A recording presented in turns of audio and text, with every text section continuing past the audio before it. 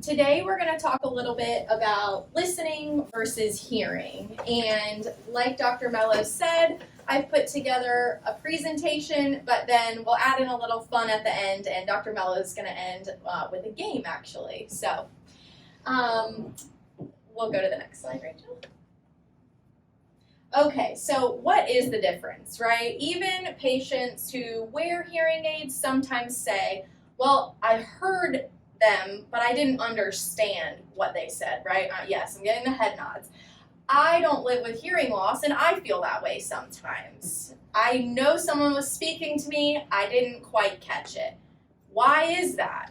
Well, there's a variety of reasons. So hearing is your ears, all in the ears. You're knowing that there's a sound. Understanding is your brain's ability to process that sound in a meaningful way. So what bridges the gap between hearing something and understanding? And that's active listening. Now, of course, there are many other things that go into that. If we have a hearing aid that's broken, or if we have processing difficulties, of course, that plays a role as well. But a lot of it comes from how well we are able to listen and to focus our attention on what's being said. So again, as we all know, a hearing aid is not a quick fix. It doesn't give us back normal hearing. And it is still important to use some good strategies with a hearing aid even to make sure we're understanding as best as we can. Okay? So hearing in general, again, we're talking about the ears. This is what they call a bottom-up process, meaning information from around you is being gathered in. Understanding is a top-down process. That's happening in the brain. So once we get that sound in the ear, amplified by the hearing aid, up the nerve to the brain, what is the brain doing with that information? And like I said, active listening is what bridges the gap between knowing that someone's speaking to you and understanding what they said. Like I mentioned, we've all experienced someone speak to us. Maybe they're in the other room, or maybe we're busy working on something, and we don't quite process what they said to us. Happens to me all the time. I'm maybe reading a book, engrossed in my novel, and my husband asks me a question, and I have no idea what he said to me, right? Because I was not paying attention. I was not listening. It's true, right? We've all done it. And inherently, understanding, even in an easy environment, is more difficult for people who have hearing loss. So it's all the more important that we use strategies to optimize on your hearing aids in your environment so that you can understand. So how can we make listening easier? This is on a printout in front of you as well, but this depends a lot on your environment, right? A noisy restaurant is not the same as a quiet office one-on-one with someone speaking loudly and clearly. So around the house, the first two most important things I tell all my patients when they say, well, I got these hearing aids, but I'm still not quite understanding. Are you in the same room as the person you're speaking to? Are they facing you? Can you see their face? Really, 5 to 8 feet is the ideal kind of maximum distance for a hearing aid to pick up. Now, will it pick up farther than that? Probably. But is it going to be optimal? Maybe not. So we want to come closer and make sure that we're facing the person we're speaking with. And really, that's just so we give the hearing aid, the ears, the brain, the best chance of picking up what's being said and being able to process that. Okay? Ask the speaker to come to you before they start talking. Again, I'm guilty, right? We're in the other room and we just start talking to somebody in the kitchen while the dishwasher is running. We've all been there, we've all done it. But if we can actively make it a habit to try not to do that as much, it can be helpful. Did you have a question? Nope? Okay. Turn down distracting noises such as the television. The more we can eliminate distractions, the easier it is for our brain to focus on what's going on around us. and ask for clarification when needed. Don't just nod, because you might be volunteering yourself for something, okay? In the car, try to sit in the passenger seat so it's easier to turn and face those around you. However, if you are driving, try to have people project their voice and speak as clearly as possible. Cars can be very noisy, so using these little tips can be helpful. And then if you do miss something, repeat back what you thought you heard and ask for clarification. That's always okay to do, especially in a more difficult environment. At a restaurant. Now this can be a little more tricky, right? Choose a quiet restaurant. Those are hard to find, but try your best to select locations that maybe aren't quite so noisy. Things to look for are perhaps a carpeted floor or drapes, not super high ceilings. Things like that acoustically can help it be a better sound environment.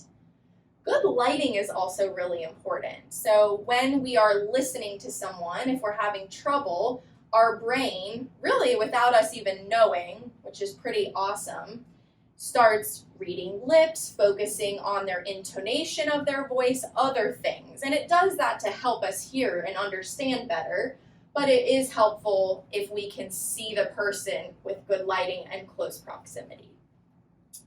Reviewing the menu ahead of time so that when the waiter comes up, we have a good idea of what they're asking and we're able to kind of stay on track. Sit nearby the people you most want to converse with, so least favorite family member on the end of the table, right? Just kidding, but really, if there's someone you're really wanting to have a good discussion with, again, proximity is helpful.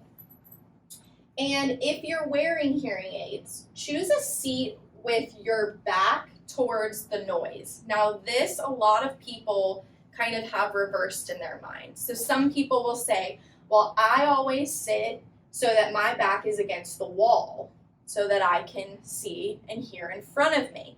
And actually what you want to do, because of how Dr. Mello was explaining those directional microphones work, you want to actually position yourself so that if the noisiest part of the restaurant is here, your back is towards the noise, and then you're facing the people you want to hear. Because the hearing aid algorithm inherently will recognize that there's noise and kick into what we call directional mode, meaning it's going to block out more from behind you. It's not noise canceling, right? We know that, but block out more from behind and zoom in more towards in front of you. So if you've got your back to the wall and I want to hear this gentleman and all of you are talking, it's not sure whether I want to hear him or whether I want to hear the other noise. But if you can turn so that you're facing what you want to hear, it can help block out more of what's behind you. On the telephone, either try increasing the phone volume on the side, use speakerphone, stream from your phone to your hearing aids. That's available with some hearing aids. The other thing I will mention is in the state of North Carolina, if you need a home phone that will caption your phone calls, that is actually available at no cost to you. It's subsidized by the phone tax. That is called Caption Call, and if you are interested in that, please stop one of us after the class. We'll just need your name. We fill out a form, send it to them. They come install it in your home, show you how to use it, and it's completely free.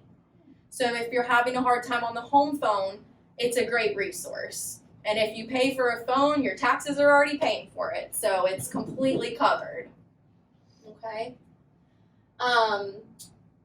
Ask the speaker to repeat if you missed something, or ask yes/no questions to clarify concisely what you feel you heard.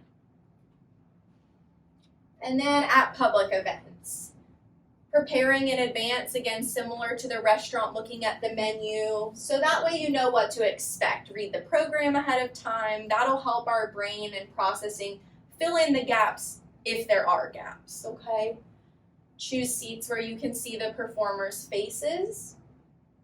Another thing, if we're talking in terms of, say, the DPAC or other performing arts centers, They may have what's called telecoil technology, and depending on the hearing aid, that is something that you may already have built into your hearing aid.